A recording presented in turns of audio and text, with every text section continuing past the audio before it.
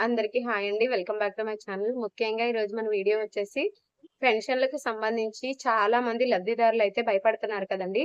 పెన్షన్‌ల వెరిఫికేషన్ జరుగుతుంది. So, cut అయిపోతదని చెప్పేసి చాలా మందైతే భయపడుతున్నారు. వారందరికీ కూడా గవర్నమెంట్ అయితే భరోసాను కల్పిస్తూ ఈ విషయాన్నయితే తెలియచేయడం జరిగిందండి. అయితే అసలు ఎవరికి పోతుంది? ఎవరికుంటుంది? ఎవరు అర్హులు? ఎవరు అనర్హులు అనేది వెంటనే చెప్పట్లేదు.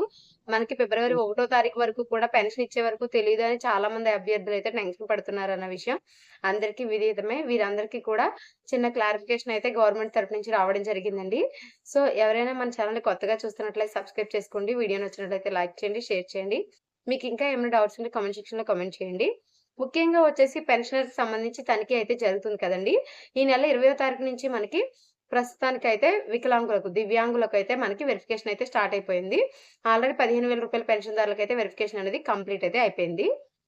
సో, ఇక్కడ చాలా మంది నిజమైన దివ్యాంగులైతే చాలా ఇబ్బందులు పడుతున్నారని గవర్నమెంట్ అయితే గుర్తించిందండి.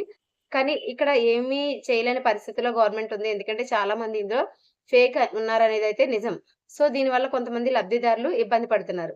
సో, ఈ టైంలో కొద్దిగా ఇబ్బంది పెట్టినా తర్వాత అందరికి మంచే జరుగుతుంది. అందరికి మంచి జరగాలనే ఉద్దేశంతో అయితే ఈ వెరిఫికేషన్ చేస్తున్నామనైతే గవర్నమెంట్ అయితే చెప్పడం జరుగుతుంది. అయితే ముఖ్యంగా వచ్చేసి మనకి పెన్షన్ వెరిఫికేషన్ పూర్తయిన తర్వాత వెంటనే చెప్పట్లేదు. మాకు ఫిబ్రవరి 1 తారీఖున పెన్షన్ వస్తుందా? రాదా? అనే డౌట్ అయితే చాలా మందిలో ఉంది.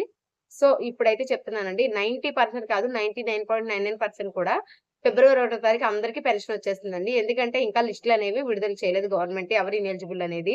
ఎవరైతే అసలు వెరిఫికేషన్‌కి అటెండే కారో వాళ్ళకి మాత్రమే మనకి పెన్షన్ అనేది తాత్కాలికంగా ఆపివేస్తారండి. పూర్తిగా కాదు తాత్కాలికంగా ఆపుతారు. ఆ తర్వాత కూడా వాళ్ళకి వెరిఫికేషన్ పూర్తయితే వచ్చేస్తుంది. ఒకవేళ వాళ్ళు ఫేక్ అయితే గనక వాళ్ళు వెరిఫికేషన్‌కి ఎప్పటికి ఎళ్ళకపోతే గనక వాళ్ళ పెన్షన్ అనేది పూర్తిగా రద్దయితే అవుతుందండి. ఇక్కడ గవర్నమెంట్ ఏం చెప్పిందంటే ఎవరైతే అనర్హులో వాళ్ళకి మాత్రమే పెన్షన్‌ని తొలగిస్తాము. ఎవరైతే అర్హులో వారందరికీ కూడా పెన్షన్ అయితే ఉంటుంది. ముఖ్యంగా పుట్టుకతో అంగవైకల్యం ఉండి పెన్షన్‌కి సంబంధించి సదరన్ సర్టిఫికేట్ ఉండి ఇప్పుడు మళ్ళీ అటెండ్ అవుతున్న వారు చాలా మంది ఇబ్బంది పడుతున్నారు కదా! అటువంటి వారు ఎవ్వరు టెన్షన్ పడాల్సిన అవసరం లేదు.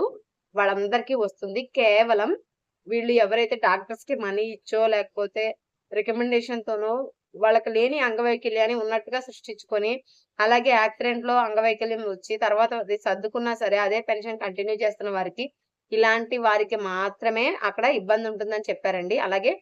15,000 పెన్షన్ తీసుకునే వారికి కూడా చాలా మంది అంత శాతం లేదు. అవి వెరిఫికేషన్ చేయడం వల్ల ఎంత శాతం ఉన్నదన్నది తెలుస్తుంది.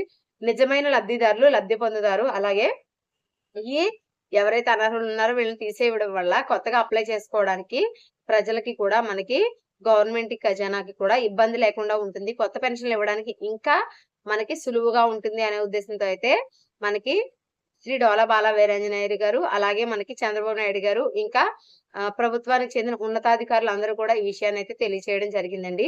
సో, మీలో ఎవరైనా టెన్షన్ పడుతుంటే టెన్షన్ అయితే పడక్కర్లేదు. మనకి ఫిబ్రవరి 1 తారీఖున అందరికీ పెన్షన్ అమౌంట్ అనేది వస్తుందండి.